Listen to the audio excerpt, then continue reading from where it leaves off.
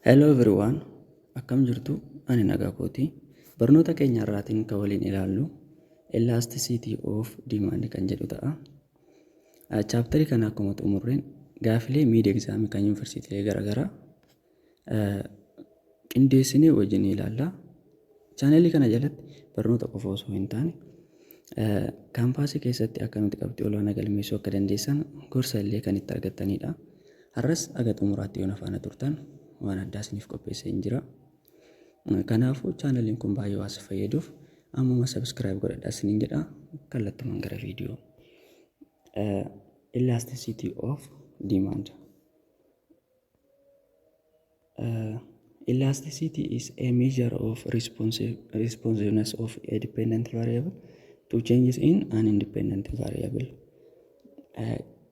Deebii elasticity jechuun deebii yeroo independent variable hin jijjiiramu dependent variable kennuudha jechuudha. Elasticity gosa lama qabna, kan supply fi kan demand jechuudha. So tokko tokkoon ilaalla waan ta'eef har'aan ilaallu elasticity of demand jechuudha.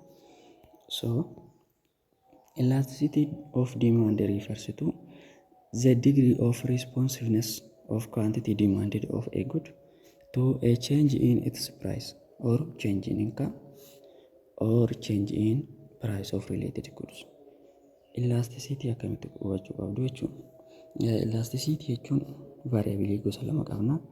Tokko dependent variabilii, tokko immoo independent variabiliitu jira jechuudha. Yeroo independent variabiliin kun jijjiiramu deebii dependent variabiliin kun kennu maal fakkaata? High or low? Inni sun kan agarsiisu elasticity jechuudha. So elasticity jechuun reaction jechuudha. Fakkeenya fudhannee ilaallu.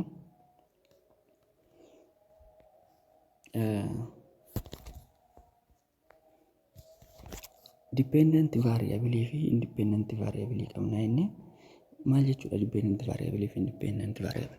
Dependent variable jechuun valuun isaa sababa variable biraatiin kan jijjiiramu. Its value is determined by other variable. So independent variable kanatu dependent variable akka jijjiiramu taasisaa jechuudha. Mee fakkeenyaa fudhannu. Independent variable price yaa fudhannu.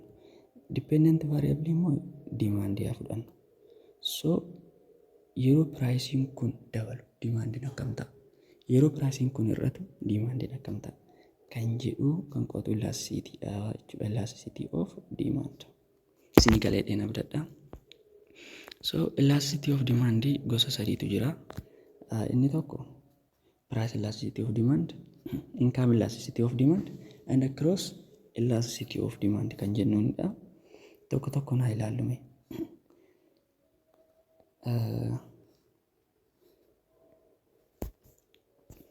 Price elasticity of demand means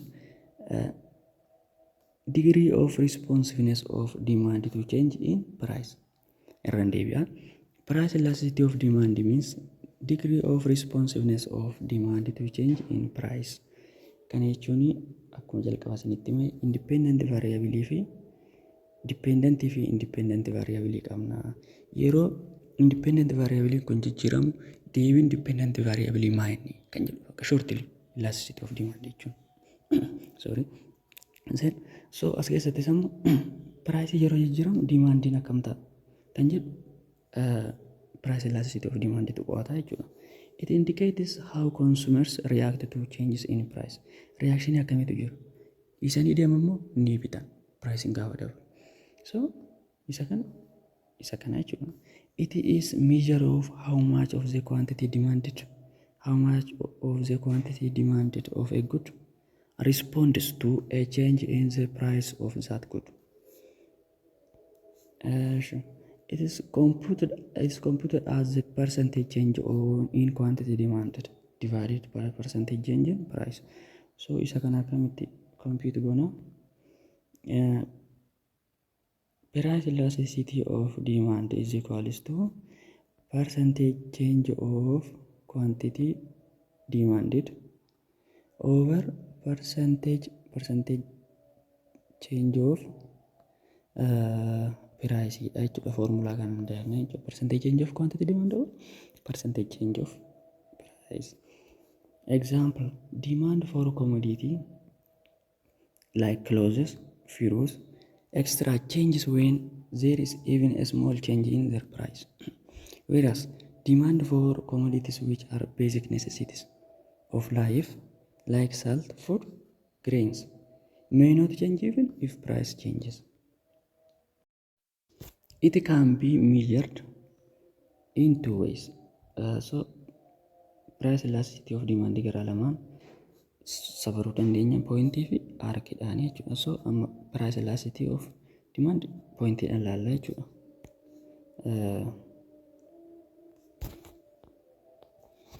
Point price elasticity of demand. This is calculated to find elasticity at a given point. Given point nu kenname tokko irratti barbaaduuf nu gargaara jechuudha. So it can be determined by the formula armaan gadii kanaan barbaaduu dandeenya jechuudha. Price elasticity of demand is equals to percentage change of quantity demanded or percentage change of price jechuudha. Isa kana immoo akkamitti calculate ta'ee dhufe yoo jettanii sorry, percentage change of quantity demand jechuun percentage change of quantity demand jechuun isa kana jechuudha. Q1 minus Q naught over Q naught times 100. Inni kun percentage change of quantity demand. Percentage change of price jechuun immoo P1 minus P naught over P naught times 100. So isa kana bifa A over B over C over D tiin barraa jechuudha. Isin inverse goonee baay'isna asitti jechuudha. Bifa A over B over C over D tiin barraa jiruuf inverse goonee gaafa baay'isnu Q1 minus Q naught akkuma jirutti over dhibbi kun asii dhibbaan hin badee. Then Q1 minus Q naught over P1 minus P naught. Isa kana jechuudha. Q1 minus Q naught over P1 minus P naught times P naught over Q naught. So Q1 minus Q naught jechuun change of Q dha. Then P1 minus P naught jechuun immoo change of P dha. Then times isa kanaati jechuudha. P naught over isa kana shamadda qabadhaadha.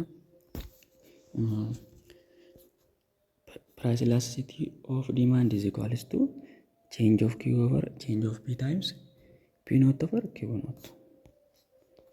Then graafiidhaan agarsiisuu hin dandeenya. Price elasticity of demand kan graafiidhaan yeroo agarsiisnu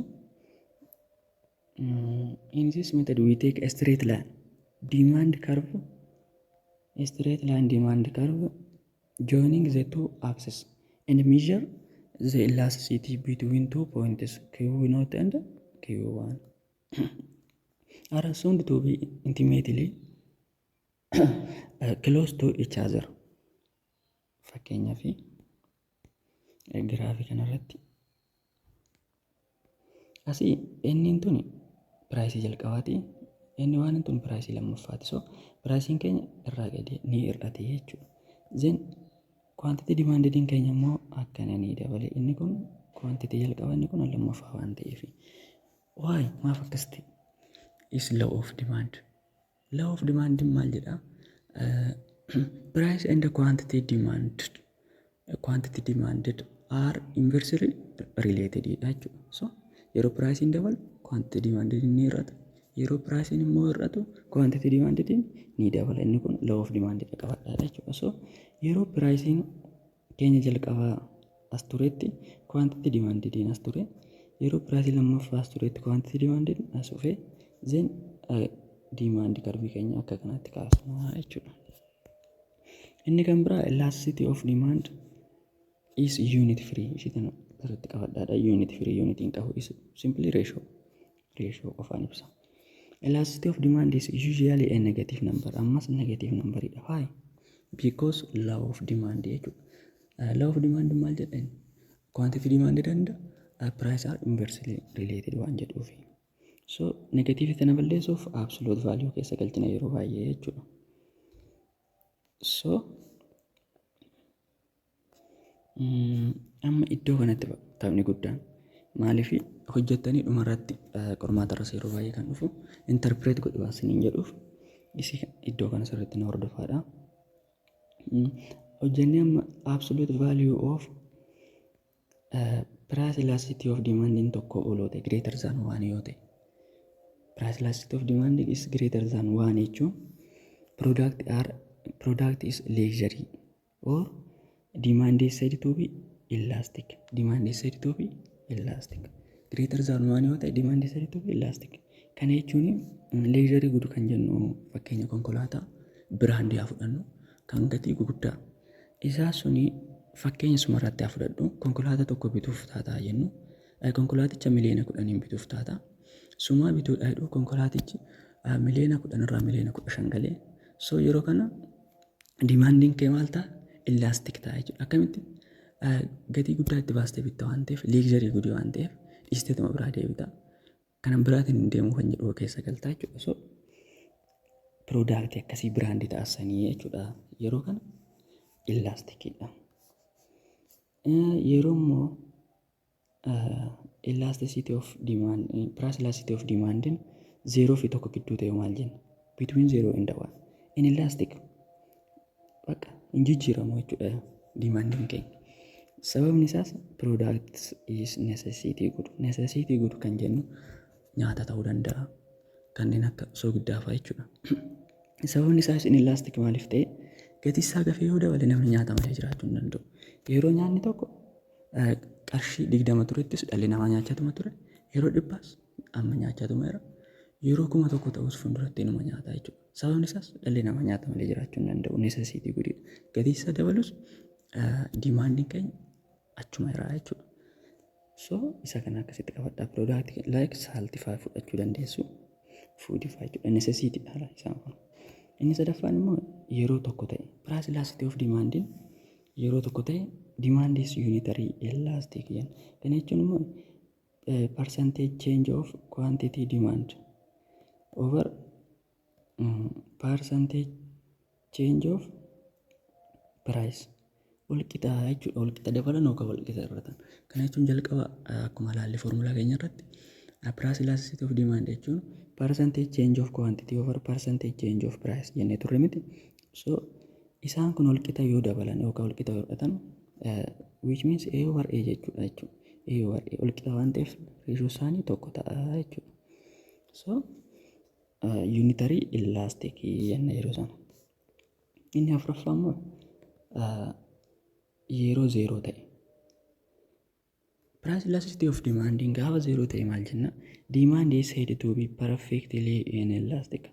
Perfectly inelastic commodity akkamitti isaan kun tilmaamaa kanneen akka goods like life saving medicine lubbuu namaa oolchuu danda'u. Kana jechuun namni tokko osoo dhukkubsatee du'uudha ta'u gatiin qorichaa dabaleera nattaafu nan du'a yookaan jedhee wanni inni duubatti deebi'u hin jiru jechuudha. Gatiin gafee dabalu lubbuu isaa irraan caalu waan ta'eef inuma fudhata. So demand isaa inelasticidha jechuudha. Gatii isaa gadi bu'es akkasuma itti dabalee fudhatu qorichi kun itti dabalee naaf haa kennamu jedhee fudhatu amma isaa ta'uu san qofa fudhata waan ta'eef. So inni sun yeroo price elasticity of demand 0 ta'uudha jechuudha. So yeroo kana perfectly inelastic enna example isaa life saving medicine fudhachuu dandeenya jechuudha. Qoricha lubbuu namaa baraara. Inni afuraffaa inni shanaffaa immoo yeroo infinity ta'e positive infinity demand is said to be perfectly elastic. Inni kun immoo waanuma xiqqoo eegna jechuudha. Price 0 something yoo dabale dhiisnee duubatti deebinaa irraa dheessina. So maaliif sababni isaa ooka barbaadan jiru commodity sana yookaan immoo iddoo baay'eetti argannaa jechuudha. In general interpretation kan sirriitti qabachuu waan qabdanii fi price elasticity of demanding greater than 1 yoo ta'e luxury product dha jechuudha. Like brand car fudhanne between 0 and 1 yoo ta'e immoo inelastic dha. akkasumas product necessity good like salt food jennee fudhannee elasticity of demand yeroo immoo tokko ta'e demandis unitary elastic jechuudha. Yeroo immoo zero ta'e maal jennee perfectly inelastic like life saving medicine akkuma fudhannee. Gaafa infinite ta'e immoo perfectly inelastic dha. Isa kana sirriitti qabachuutu qabdu. Then inni kan biraa the other topic we are going to see is determinants of price elasticity of demand. Maaltu determine godhamee price elasticity of demand kan? Determinants of price elasticity of demand. Tokkoffaarratti the availability of substitutes. Availability of substitutes, which means wanna barbaannu sana yookaan commodity wanna binnu sun iddoo baay'eetti argama yoo ta'e tokko yoo biraa gatiin yoo dabale dhiisnee gara biraatti deemnee binna. So inni kun availability of substitute jechuudha. Gursi gahaa qabna jechuudha. Inni lammaffaa time yeroo. In the long run, price elasticity of demand is demand tends to be elastic in long run. Maalif sababni isaas gara fuulduraatti namoonni waan baay'ee expect godha waan ta'eef commodity nan argadhee yaada waan ta'eef fedhii isaa elastic ta'a jechuudha deemtisa. Inni sadaffaan kun immoo the proportion of income. Proportion of income kan akkamitti ilaalla? Proportion of income consumers spend for a product. So income nama tokko bakka miidhatti erga fudhatee bakka hedduutti qoqqoodama. Fakkeenyaaf foodii ta'uu danda'a, mana kireeffateef yookaan rental rate ta'uu danda'a, akkasumas immoo konkolaataadhaaf ta'uu danda'a, akkasuma immoo wantoota xixiqqoo kanneen akka sooftifaa ta'uu danda'a jechuudha income nama tokko. So proportion of income consumer spend for a product kan jedhu amma fakkeenyaaf gatiin inni sooftiidhaa baasuu fi inni asii kun gaariidhaa baasu tasuma waliin argu abadan waliin argu. So gatii soofti kun dachaa yoo osoo ta'ee yeroo hin dambitu yookaan immoo gatii xiqqaatti baasa waan ta'eef income isaarra waanuma xiqqoo fudhatte waan ta'eef dachaa yoo osoo ta'e numa bitaa jechuudha. Garuu immoo gaafa gaariin kun gatii xiqqoo wayii dabale proportion income isaa guddaa waa fudhatuuf isa biraa deebi'a. Sababni isaas income isaa guddaa waa fudhatuuf jechuudha. So yeroo kan elastic ta'e jechuudha asirratti kaara irratti. Asirratti garuu inelastic ta'e yookaan elastic xiqqoo wayiitu uumame jechuudha. So proportion of income kan jedhu akkasitti akka hubattan hin barbaada. Inni kan biraa the importance of the commodity in consumers. Kana jechuun immoo importance of commodity in the consumers baay'eedha. Kana jechuun wanti nuyi binnu sun baay'ee nu barbaachisa moo nu barbaachisu? Waan baay'ee nu barbaachisu ta'e dirqama binna gatii isaa dabalus. Waan baay'ee nu barbaachisu ta'e immoo elastikii taana jechuudha. Binnu dhiisnee biraa deemna gatii ishee xiqqoo yoo dabalte. So isa kana akkanatti hubachuu qabdu jechuudha. Kanaafuu determinants of price elasticity of demand tarreessi gaafa isin jedhan availability of substitutes, time, proportion of income consumer spend for product, the importance of commodity isaan kana tarreessuu danda'uu qabdu jechuudha. Then another topic income elasticity of demand. Haga ammaatti elasticity of demand gosa sadii qabna. Inni tokko price, income fi gross. So achi keessa price elasticity ilaalleetiin jirra amma immoo gara income elasticity precede taanirra jechuudha. So inni kun illee formulaa isaa the same. Idduma price sana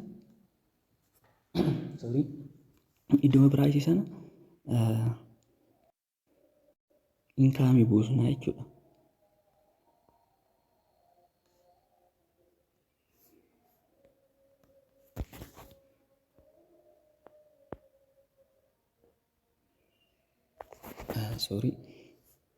It is measure of responsiveness of demand to change in income. As keessatti samma variabilii lamatu jira. Variabiliin inni tokko dependent variabilii fi independent qabnee innis yaada calqabumaa. So dependentiin kun eenyuun demandidhuma jechuudha. Independentiin kun asitti income ta'a jechuudha. Garuu kan price irratti immoo dependent variabiliin demand yoo ta'u independent variabiliin price ture jechuudha. So amma yeroo income keenya jijjiiramu demanding keenya maal fakkaata? When dependent variable when independent variable change dependent variable akkam ta'a kan jedhudha jechuudha. So ilaallu wajjin. Formula isaa akkuma duraan isanitti jechuudha. Percentage change of quantity demand over percentage change of income dha jechuudha. So inni kun immoo percentage change of quantity demand jechuun Q1 minus Q0 over Q0 times 100 dha. Percentage change of income jechuun immoo percentage change of income means income 1 minus income not over income not times dhibba jechuudha. Formula akkuma gara olitti hojjenne sanii baay'ee salphaadha. Then bifa fraction isaaniin barreeffame inverse goone gaafa baasnu isa kana arganna jechuudha. So formula kana qabachuu qabdu income elasticity of demand irratti jechuudha. So income elasticity of demand means a percentage change in quantity over percentage change in price. No, in income times income income not over Q0. So which means percentage change over percent change of income times shintun income not income jalqaba over Q0 dha. Formulaan keenya bifa kanaan hojjetama. Then income elasticity of demanding keenya immoo greater than 1 yoo ta'e productiin luxury good dha jechuudha. Akka jalqaba laallee sana product gati isaanii baay'ee ol ka'aa ta'e. Gaafa immoo less than 1 ta'e less than 1 ta'e garuu positive which means 0 fi 1 gidduudha jechuudha. Income elasticity of demanding keenya gaafa positive fi greater than less than 1 ta'e necessity good dha. Akka jalqaba kaasne food faa saalti faa ta'uu mala jechuudha. So income keenya baay'ee yoo dabalu demanding keenya baay'ee elastic hin ta'u jechuudha. Gaafa less than 0 ta'e less than 0 yoo ta'e negative gaafa ta'e goods are inferior good. Kana jechuun inferior good jechuun maal? Sababa income keenyatiif dirqama kan fayyadamaa turre. Waan sana fayyadamuu barbaanne osoo hin taane fakkeenya isin fudhadhu farsoo fi biiraa fudhannu. Farsoo namni hin beekne waan jiru nutti fakkaatu. Namni duraan farsoo dhugaa ture tokko income isaa gaafa dabaluu fi garamti jijjiirrata gara biiraa kana jechuudha. So sababni isaas duraanuu yaaduma asii dhugaa ture sababan qarshii hin qabneef asii dhugaa ture malee fedhiin kiyya as ture iyyuu jedhee gaafa jijjiirrate farsoon kun isaaf inferior dha jechuudha. Inferior godhu sinii galee dheena badadhaa. So inni dhuma gross elasticity of demand kan jedhudha. Gross elasticity of demand kun immoo ammallee independent fi ammallee independent variable fi dependent variable qabna. As keessatti garuu wanni adda isa godhu gross elasticity of demand keessatti goods lama qabanna jechuudha. Which means goods x fi y jenna. Inni kun price yeroo dabalu demanding isa kanarratti dhiibbaa uumaa jechuudha. Which means quantity x fi y jedhamu tokko jira. Yeroo pricing y dabalu demanding kana ni dabala jechuudha. Yeroo pricing kana irratti immoo demanding kanas ni irrata. Kana jechuun fakkeenya salphaa bunaa fi shaayii fudhannu jechuudha. Bunaa fi shaayii. Yeroo shaayiin jalqaba lamaan isaaniitu qarshii 5 turanii yaa jennu. So yeroo bunni dhufee qarshii 20 osoo galee for example namoonni baay'een warri buna dhugaa ture sun dhufanii shaayii dhuguu jechuudha. So demand shaayii dabalee moo daballe? dabaleera jechuudha. So isa kana akka dependent variability osoo fudhanne isa kana immoo independent variability fudhanna jechuudha. So inni kun sinii galeedha odadhaa gross elasticity of demand jechuun isa kana ibsa. Gudsii lama qabna yeroo piraayisiin isa tokko dabalu dimaandiin isa tokko maal ta'a waan jedhu sana jechuudha. Yookaan dabaluu danda'a yookaan hir'achuu danda'a. Maybe eenyu irratti hundaa'e jechuudha haala irratti. So gross elasticity of demand measure how much the demand for a product is affected by a change in price of another good. Look here, Randevia. Measure how much the demand for a product is affected by changing price of another good. Kana jechuun piraayisii koomodiitii biraatu dimaandii koomodiitii biraa irratti dhiibbaa gaarii jechuudha. Formulaan ishee kinooti. Gross elasticity of demand is percentage change of quantity of X over percentage change of price of Y. Y price dha. Kan immoo X quantity dha jechuudha. So quantity of X1 minus quantity of X0 over price of Y1 over Y1 minus price of Y0 times PY0 over PQ0 formula. Kunis akkuma jalqabaatti proof taarra deebi'aa hojjedha baay'ee salphaadha. So formulaan keenya isa kana jechuudha. Baay'ee wal fakkaataadha formulaa isaanii. Zeen amma immoo interpretation kana yeroo baay'ee attention kan itti kennuu qabdan. Sababni isaas interpret godhisanii jechuu danda'a jechuudha. Gaaffii hojjettanii deebii fiddan interpret godhi waan jedhamtaniif jalqaba irratti the gross price elasticity of demand for substitute goods is positive. Substitute good kan jennu isa tokko bakka tokko fudhachuu kan dandeenyu. Fakkeenyaaf jalqaba maal goone gatiin bunaa gaafa dabalu shaayii fayyadamne jechuudha. So bakka bunaa isaa shaayii fayyadamuu dandeenya. Isaan kun substitute good jennaan jechuudha. Bakka tokko isa kan biraa fayyadamuu dandeenya. Like Coca fi Pepsi ta'uu danda'a. Satisfaction isaan nuuf kennan baay'ee olitti dhiyaata waan ta'eef bakka tokko kan biraa fayyadamna jechuudha. So kanaafuu gross price elasticity of demand for substitute good is positive dha jechuudha. Which means gross price elasticity of demand positive greater than 0 dha jechuudha. Inni lammaffaa immoo negatiivii gaafa ta'e maal jenna? Price elasticity of demand for complementary good. Complementary good. Amma as keessatti what is complementary good? Complementary good means meeshaalee commodity which are taken at the same time. Kana jechuun fakkeenya akkamsinii fudhadhu like socks and shoes. For example, gatiin kophee tokko gaafa dabale baay'ee gaafa qalee socks maal gocha bittu yookaan kaalsii maalitti gochuuf bittu ni dhiistu jechuudha. So dimaandiin isa tokko piraayisiin isa tokko dabale dimaandiin isa tokko ni kufaa jechuudha. Fakkeenya like kaarenda konkolaataa fi nadaaji fudhachuu dandeenya jechuudha. Kana jechuun gaafa konkolaataan baay'ee qaalee boba'aa maalitti gocha bittu? Wayittu bobeeffannu jechuudha. So isa kana jechuudha. Negatiivii gaafa ta'e complementary good. Complementary good jechuun immoo commodity si'a tokkicha fudhannu jechuudha yeroo tokko yookaan wal faana. Gaafa 0 ta'e maal jenna? Gaafa 0 ta'e maal jenna? The gross price elasticity of demand for unrelated good. Walitti hidhatan qaban meeshaalee sun 0 jechuun waama waliin arganii jechuudha. So